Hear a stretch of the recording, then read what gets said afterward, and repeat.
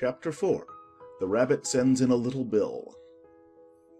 It was the White Rabbit trotting slowly back again, and looking anxiously about as it went, as if it had lost something, and she heard it muttering to itself.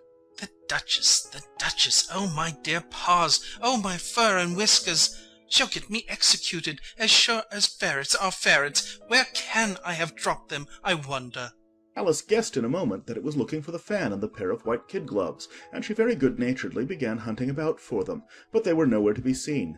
Everything seemed to have changed since her swim in the pool, and the great hall, with the glass table and the little door, had vanished completely. Very soon the rabbit noticed Alice as she went hunting about, and called out to her in an angry tone. Why, Mary Ann, what are you doing out here? Run home this moment and fetch me a pair of gloves and a fan. Quick now! And Alice was so much frightened that she ran off at once in the direction it pointed to, without trying to explain the mistake it had made. He took me for his housemaid, she said to herself as she ran. How surprised he'll be when he finds out who I am. But I'd better take him his fan and gloves. That is, if I can find them. As she said this, she came upon a neat little house, on the door of which was a bright brass plate with the name W. Rabbit engraved upon it. She went in without knocking, and hurried upstairs, in great fear lest she should meet the real Mary Ann, and be turned out of the house before she had found the fan and gloves. How queer it seems, Alice said to herself, to be going messages for a rabbit. I suppose Dinah'll be sending me on messages next. And she began fancying the sort of thing that would happen. Miss Alice, come here directly and get ready for your walk. Coming in a minute, nurse, but I've got to see that the mouse doesn't get out. Only I don't think, Alice went on, that they'd let Dinah stop in the house if it began ordering people about like that. By this time she had found her way into a tidy little room with a table in the window, and on it, as she had hoped, a fan and 2 or 3 pairs of tiny white kid gloves. She took up the fan and a pair of the gloves, and was just going to leave the room when her eye fell upon a little bottle that stood near the looking-glass. There was no label this time with the words "Drink me," but nevertheless she uncorked it and put it to her lips. I know something interesting is sure to happen, she said to herself, whenever I eat or drink anything, so I'll just see what this bottle does. I do hope it'll make me grow large again, for really I'm quite tired of being such a tiny little thing. It did so indeed, and much sooner than she had expected. Before she had drunk half the bottle, she found her head pressing against the ceiling, and had to stoop to save her neck from being broken. She hastily put down the bottle, saying to herself, That's quite enough. I hope I shan't grow any more. As it is, I can't get out at the door. I do wish I hadn't drunk quite so much. Alas, it was too late to wish that. She went on growing, and very soon had to kneel down on the floor. In another minute there was not even room for this, and she tried the effect of lying down, with one elbow against the door and the other arm curled round her head. Still she went on growing, and as a last resource she put one arm out of the window and one foot up the chimney, and said to herself, Now I can do no more, whatever happens. What will become of me? Luckily for Alice, the little magic bottle had now had its full effect, and she grew no larger. Still it was very uncomfortable, and as there seemed to be no sort of chance of her ever getting out of the room again, no wonder she felt unhappy. It was much pleasanter at home, thought poor Alice, when one wasn't always growing larger and smaller and being ordered about by mice and rabbits. I almost wish I hadn't gone down that rabbit hole, and yet it's rather curious, you know, this sort of life. I do wonder what can have happened to me. When I used to read fairy tales, I fancied that kind of thing never happened, and now here I am in the middle of one. There ought to be a book written about me, that there ought, and when I grow up, I'll write one. But I'm grown up now, she added in a sorrowful tone. At least there's no room to grow up any more here. But then, thought Alice, shall I never get any older than I am now? That'll be a comfort one way, never to be an old woman. But then, always to have lessons to learn. Oh, I shouldn't like that. Oh, you foolish Alice, she answered herself. How can you learn lessons in here? Why, there's hardly room for you, and no room at all for any lesson books. And so she went on, taking first one side and then the other, and making quite a conversation of it altogether. But after a few minutes she heard a voice outside, and stopped to listen. Mary Ann, Mary Ann, said the voice. Fetch me my gloves this moment. Then came a little pattering of feet on the stairs. Alice knew it was the rabbit coming to look for her, and she trembled till she shook the house, quite forgetting that she was now about 1,000 times as large as the rabbit, and had no reason to be afraid of it. Presently the rabbit came up to the door and tried to open it, but as the door opened inwards and Alice's elbow was pressed hard against it, that attempt proved a failure. Alice heard it say to itself, "Then I'll go around and get in at the window." That you won't, thought Alice, and after waiting till she fancied she heard the rabbit just under the window, she suddenly spread out her hand and made a snatch in the air. She did not get hold of anything, but she heard a little shriek and a fall and a crash of broken glass, from which she concluded that it was just possible it had fallen into a cucumber frame or something of the sort. Next came an angry voice, the rabbit's. "Pat, Pat, where are you?" And then a voice she had never heard before. Sure then I'm here, digging for apples, your honour. "Digging for apples, indeed," said the rabbit angrily. "Here, come and help me out of this." Sounds of more broken glass. "Now tell me, Pat, what's that in the window?" Sure, it's an arm, your honour. He pronounced it arum. "An arm, you goose? Who ever saw one that size? Why, it fills the whole window." Sure it does, your honour, but it's an arm for all that. "Well, it's got no business there, at any rate. Go and take it away." There was a long silence after this, and Alice could only hear whispers now and then, such as, Sure, I don't like it, your honour, at all, at all. "Do as I tell you, you coward." and at last she spread out her hand again and made another snatch in the air. This time there were 2 little shrieks and more sounds of broken glass. What a number of cucumber frames there must be, thought Alice. I wonder what they'll do next. As for pulling me out of the window, I only wish they could. I'm sure I don't want to stay in here any longer. She waited for some time without hearing anything more. At last came a rumbling of little cartwheels, and the sound of a good many voices all talking together. She made out the words, "Where's the other letter?" Why, I hadn't to bring but one. Bill's got the other. "Bill, fetch it here, lad. Here, put 'em up at this corner."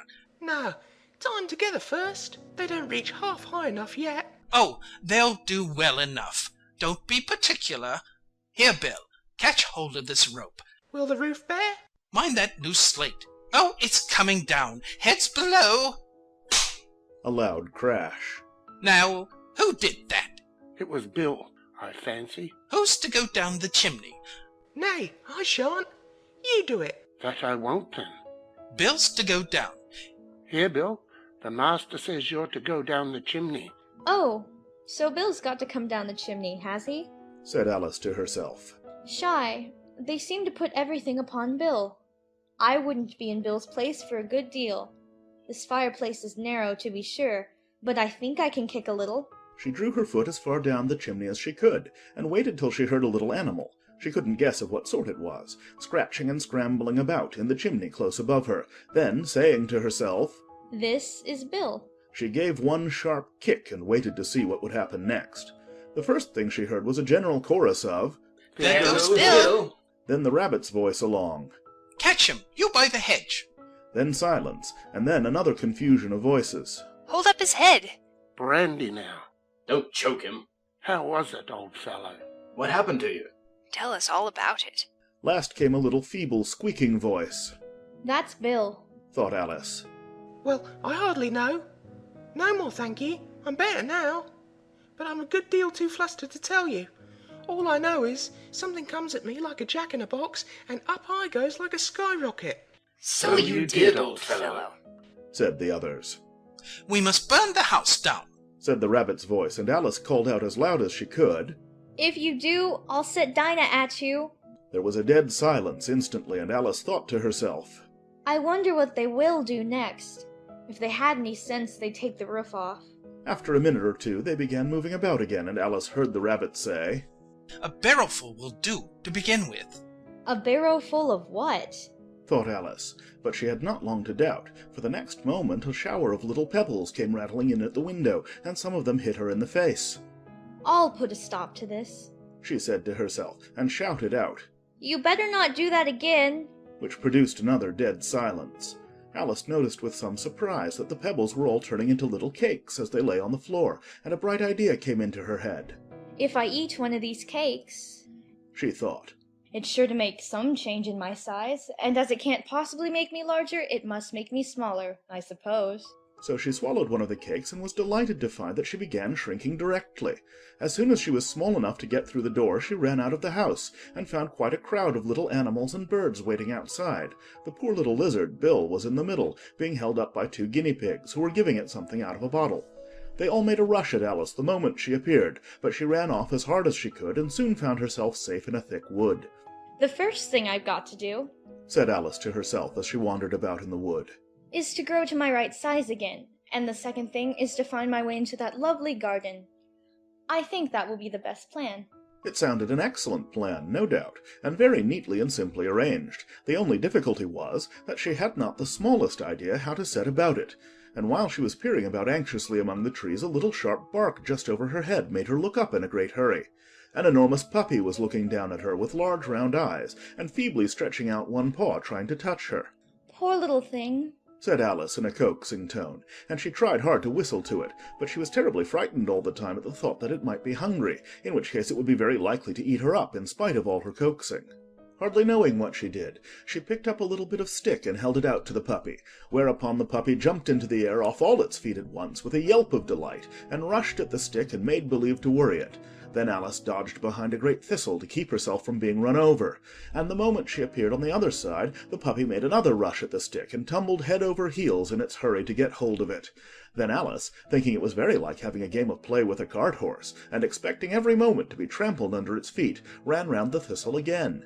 Then the puppy began a series of short charges at the stick, running a very little way forwards each time and a long way back, and barking hoarsely all the while, till at last it sat down a good way off panting, with its tongue hanging out of its mouth and its great eyes half shut.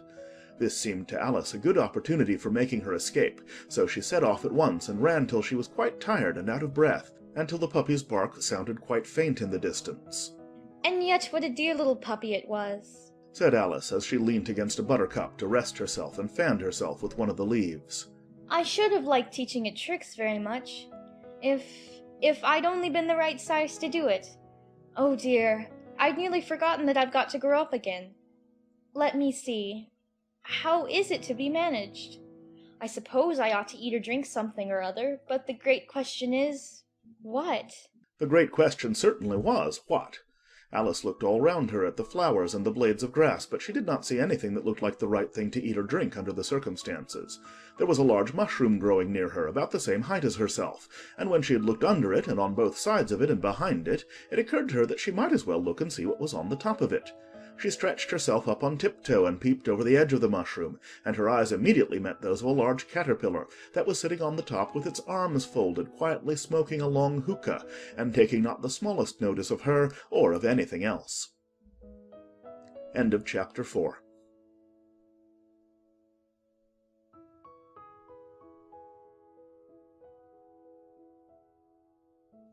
Chapter 5. Advice from a Caterpillar. The caterpillar and Alice looked at each other for some time in silence. At last the caterpillar took the hookah out of its mouth and addressed her in a languid, sleepy voice. "Who are you?" said the caterpillar. This was not an encouraging opening for a conversation. Alice replied rather shyly. I hardly know, sir, just at present. At least I know who I was when I got up this morning, but I think I must have been changed several times since then. "What do you mean by that?" said the caterpillar sternly. "Explain yourself." I can't explain myself, I'm afraid, sir, said Alice. because I'm not myself, you see. "I don't see," said the caterpillar. I'm afraid I can't put it more clearly, Alice replied very politely. for I can't understand it myself to begin with, and being so many different sizes in a day is very confusing. "It isn't," said the caterpillar. Well, perhaps you haven't found it so yet, said Alice. but when you have to turn into a chrysalis, you will some day, you know, and then after that into a butterfly, I should think you'll feel it a little queer, won't you? "Not a bit," said the caterpillar. Well, perhaps your feelings may be different. Said Alice. All I know is, it would feel very queer to me. "You? Said the caterpillar contemptuously. Who are you?" which brought them back again to the beginning of the conversation. Alice felt a little irritated at the caterpillar's making such very short remarks, and she drew herself up and said very gravely, I think you ought to tell me who you are first. Why? said the caterpillar. Here was another puzzling question, and as Alice could not think of any good reason, and as the caterpillar seemed to be in a very unpleasant state of mind, she turned away. Come back. The caterpillar called after her. I've something important to say. This sounded promising, certainly. Alice turned and came back again. Keep your temper, said the caterpillar. Is that all? Said Alice, swallowing down her anger as well as she could. No, said the caterpillar. Alice thought she might as well wait, as she had nothing else to do, and perhaps after all it might tell her something worth hearing. For some minutes it puffed away without speaking, but at last it unfolded its arms, took the hookah out of its mouth again, and said, So you think you're changed, do you? I'm afraid I am, sir. said Alice. I can't remember things as I used, and I don't keep the same size for 10 minutes together. Can't remember what things? said the caterpillar. Well, I've tried to say, how doth the little busy bee, but it all came different. Alice replied in a very melancholy voice. Repeat. You are old, Father William, said the caterpillar. Alice folded her hands and began. You are old, Father William, the young man said, and your hair has become very white, and yet you incessantly stand on your head. Do you think, at your age, it is right? In my youth, Father William replied to his son, I feared it might injure the brain, but now that I'm perfectly sure I have none, why, I do it again and again. You are old, said the youth, as I mentioned before, and have grown most uncommonly fat. Yet you turned a back somersault in at the door. Pray, what is the reason of that? In my youth, said the sage, as he shook his grey locks, I kept all my limbs very supple. By the use of this ointment, 1 shilling the box. Allow me to sell you a couple? You are old, said the youth, and your jaws are too weak for anything tougher than suet. Yet you finished the goose with the bones in the beak. Pray, how did you manage to do it? In my youth, said his father, I took to the law, and argued each case with my wife, and the muscular strength which it gave to my jaw has lasted the rest of my life. You are old, said the youth. One would hardly suppose that your eye was as steady as ever. Yet you balanced an eel on the end of your nose. What made you so awfully clever? I have answered 3 questions, and that is enough, said his father. Don't give yourself airs. Do you think I can listen all day to such stuff? Be off, or I'll kick you downstairs. That is not said right, said the caterpillar. Not quite right, I'm afraid, said Alice timidly. Some of the words have got altered. It's wrong from beginning to end, said the caterpillar decidedly, and there was silence for some minutes. The caterpillar was the first to speak. What size do you want to be? It asked. Oh, I'm not particular as to size, Alice hastily replied. Only one doesn't like changing so often, you know. I don't know, said the caterpillar. Alice said nothing. She had never been so much contradicted in her life before, and she felt that she was losing her temper. Are you content now? Said the caterpillar. Well, I should like to be a little larger, sir, if you wouldn't mind. Said Alice. 3 inches is such a wretched height to be. It is a very good height indeed, said the caterpillar angrily, rearing itself up right as it spoke. It was exactly 3 inches high. But I'm not used to it, pleaded poor Alice in a piteous tone, and she thought of herself. I wish the creatures wouldn't be so easily offended. You'll get used to it in time, said the caterpillar, and it put the hookah into its mouth and began smoking again. This time Alice waited patiently until it chose to speak again.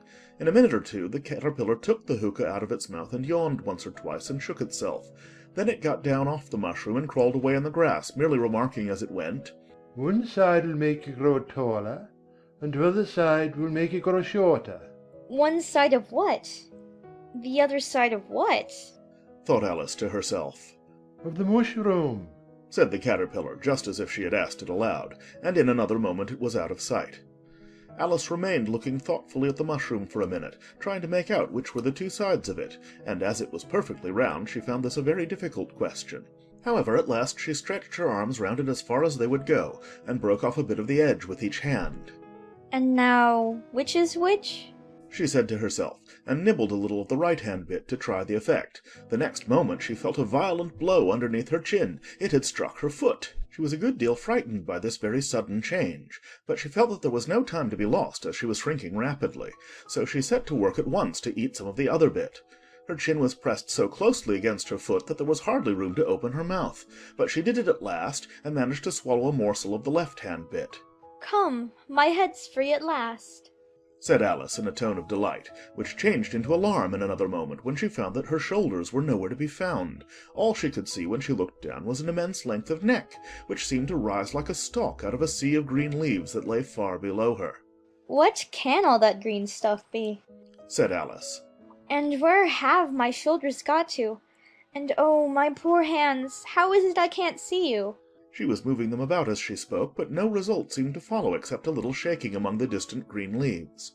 As there seemed to be no chance of getting her hands up to her head, she tried to get her head down to them, and was delighted to find that her neck would bend about easily in any direction, like a serpent. She had just succeeded in curving it down into a graceful zigzag, and was going to dive in among the leaves, which she found to be nothing but the tops of the trees under which she had been wandering, when a sharp hiss made her draw back in a hurry. A large pigeon had flown into her face, and was beating her violently with its wings. "Serpent!" screamed the pigeon. I'm not a serpent, said Alice indignantly. Let me alone. "Serpent, I say again." repeated the pigeon, but in a more subdued tone, and added with a kind of sob, "I've tried every way, and nothing seems to suit them." I haven't the least idea what you're talking about, said Alice. "I've tried the roots of trees, and I've tried banks, and I've tried hedges, The pigeon went on without attending to her. but those serpents, there's no pleasing them." Alice was more and more puzzled, but she thought there was no use in saying anything more till the pigeon had finished. "As if it wasn't trouble enough hatching the eggs. Said the pigeon. But I must be on the lookout for serpents night and day. Why, I haven't had a wink of sleep these 3 weeks." I'm very sorry you've been annoyed. Said Alice, who was beginning to see its meaning.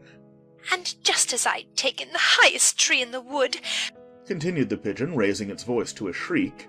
and just as I was thinking I should be free of them at last, they must needs come wriggling down from the sky. Oh, serpent!"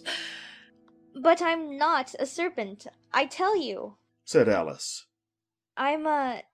"Well, what are you?" Said the pigeon. "I can see you're trying to invent something." I'm a little girl. Said Alice, rather doubtfully, as she remembered the number of changes she had gone through that day. "A likely story indeed." Said the pigeon in a tone of the deepest contempt. "I've seen a good many little girls in my time, but never one with such a neck as that. No, no, you're a serpent, and there's no use denying it. I suppose you'll be telling me next that you never tasted an egg."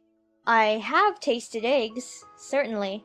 Said Alice, who was a very truthful child. But little girls eat eggs quite as much as serpents do, you know. "I don't believe it. Said the pigeon. But if they do, why, then they're a kind of serpent. That's all I can say."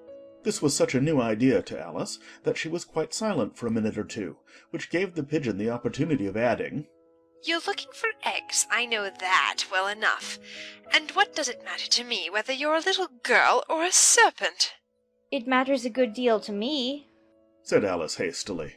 But I'm not looking for eggs as it happens, and if I was, I shouldn't want yours. I don't like them raw. "Well, be off then." Said the pigeon in a sulky tone, as it settled down again into its nest. Alice crouched down among the trees as well as she could, for her neck kept getting entangled among the branches, and every now and then she had to stop and untwist it. After a while she remembered that she still held the pieces of mushroom in her hands, and she set to work very carefully, nibbling first at one and then at the other, and growing sometimes taller and sometimes shorter, until she had succeeded in bringing herself down to her usual height. It was so long since she had been anything near the right size that it felt quite strange at first. but she got used to it in a few minutes and began talking to herself as usual. Come, there's half my plan done now. How puzzling all these changes are. I'm never sure what I'm going to be from one minute to another. However, I've got back to my right size. The next thing is to get into that beautiful garden. How is that to be done, I wonder? As she said this, she came suddenly upon an open place with a little house in it about 4 feet high. Whoever lives there, Thought Alice. it'll never do to come upon them this size. Why, I should frighten them out of their wits. So she began nibbling at the right-hand bit again, and did not venture to go near the house till she had brought herself down to 9 inches high. End of chapter 5.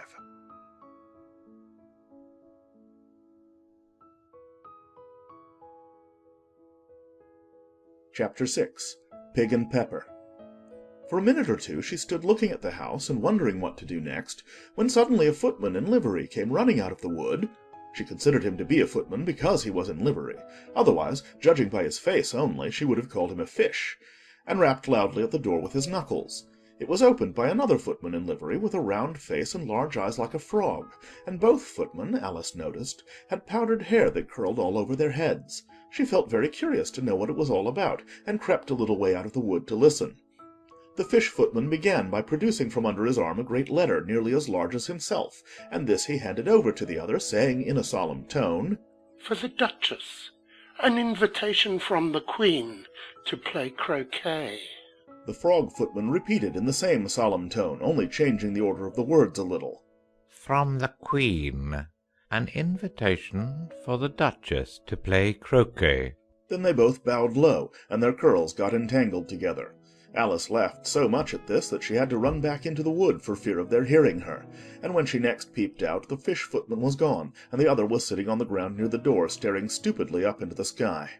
Alice went timidly up to the door and knocked. There's no sort of use in knocking, said the footman. and that for 2 reasons. First, because I'm on the same side of the door as you are. Secondly, because they're making such a noise inside, no one could possibly hear you. And certainly there was a most extraordinary noise going on within, a constant howling and sneezing, and every now and then a great crash, as if a dish or kettle had been broken to pieces. Please, then, Said Alice. how am I to get in? There might be some sense in your knocking, The footman went on without attending to her. if we had the door between us.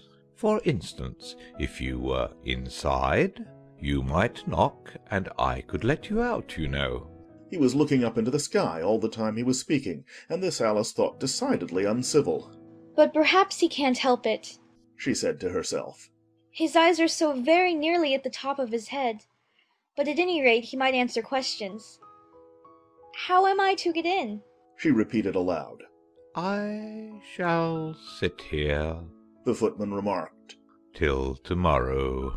At this moment the door of the house opened, and a large plate came skimming out, straight at the footman's head. It just grazed his nose, and broke to pieces against one of the trees behind him.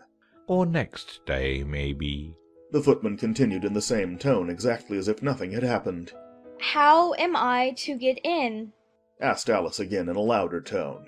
Are you to get in at all? Said the footman. That's the first question, you know. It was, no doubt, only Alice did not like to be told so. It's really dreadful. She muttered to herself. The way all the creatures argue. It's enough to drive one crazy. The footman seemed to think this a good opportunity for repeating his remark with variations. I shall sit here, He said. on and off, for days and days. But what am I to do? Said Alice. Anything you like. Said the footman, and began whistling.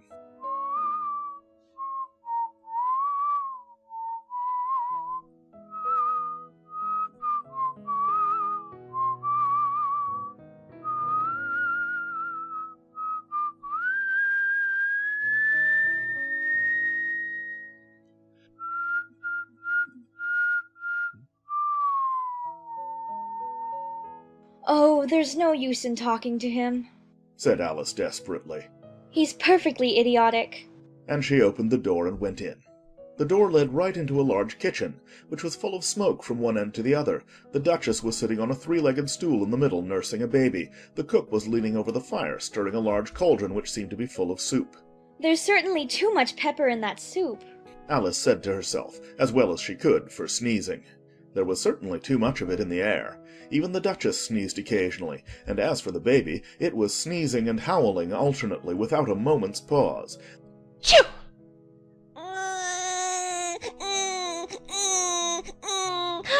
Chew!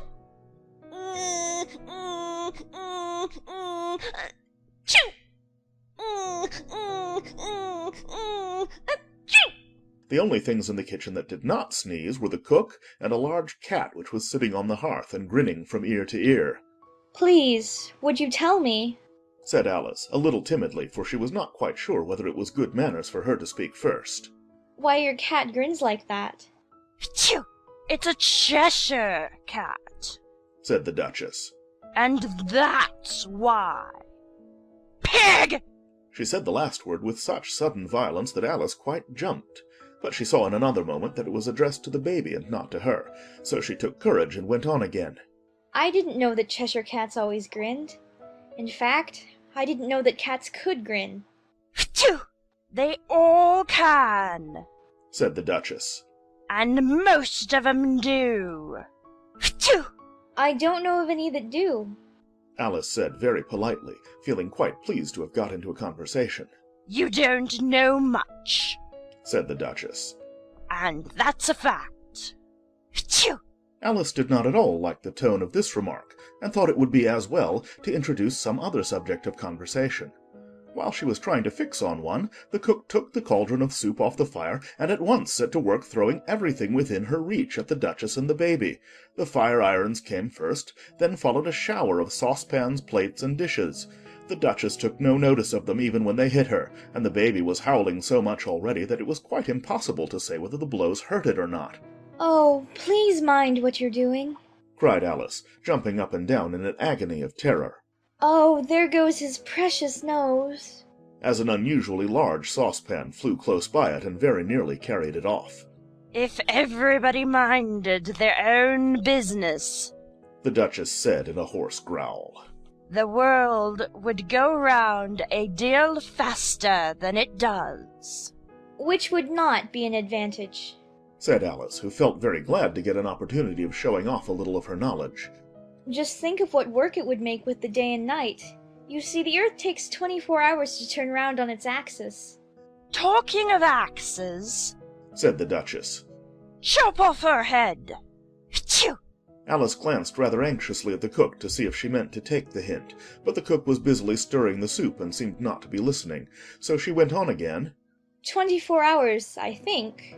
Or is it 12? Oh, don't bother me. Said the Duchess. I never could abide figures. And with that she began nursing her child again, singing a sort of lullaby to it as she did so, and giving it a violent shake at the end of every line. Phew! Speak roughly to your little boy and beat him when he sneezes. He only does it to annoy because he knows it teases. Wow, wow, wow. Wow. While the Duchess sang the second verse of the song, she kept tossing the baby violently up and down, and the poor little thing howled so that Alice could hardly hear the words.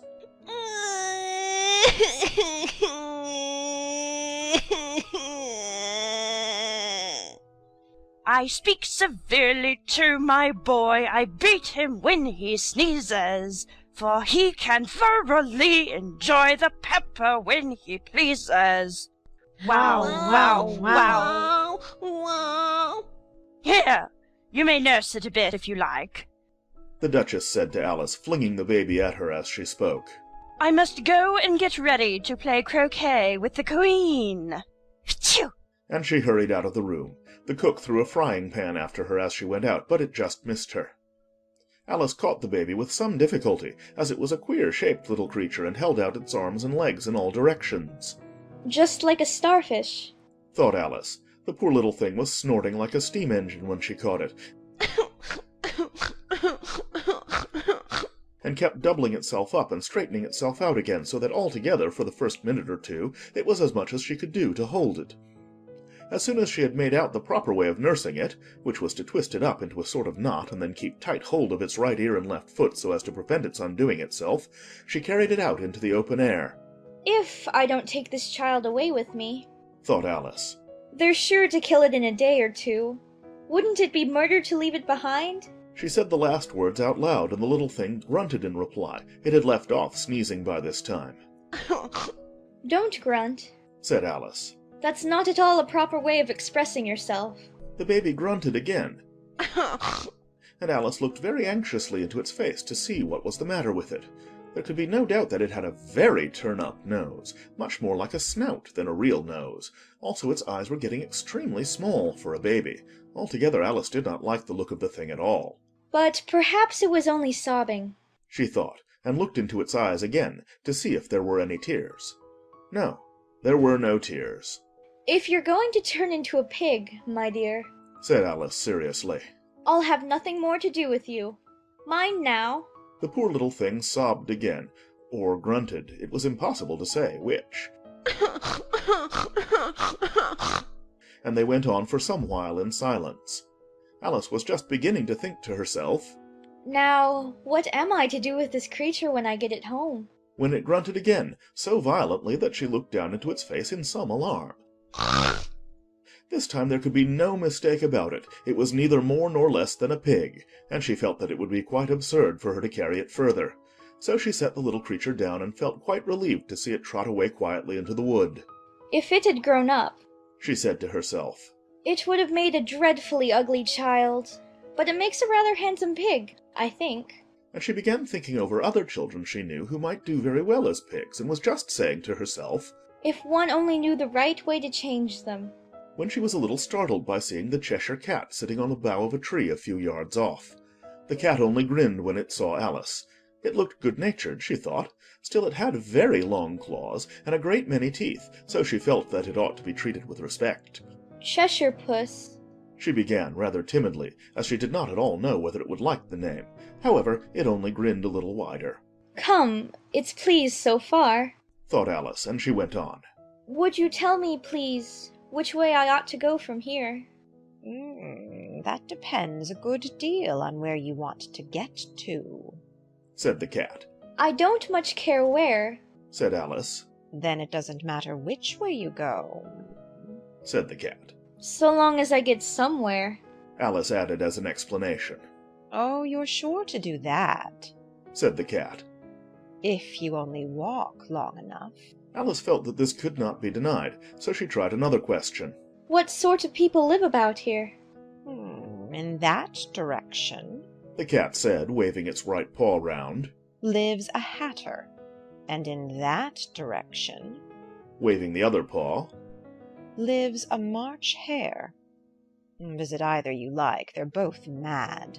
But I don't want to go among mad people, Alice remarked. You can't help that, said the cat. We're all mad here. I'm mad. You're mad. How do you know I'm mad? said Alice. Oh, you must be, said the cat. Or you wouldn't have come here. Alice didn't think that proved it at all. However, she went on. And how do you know that you're mad? To begin with, said the cat, a dog's not mad. You grant that? I suppose so, said Alice. Well, then, the cat went on.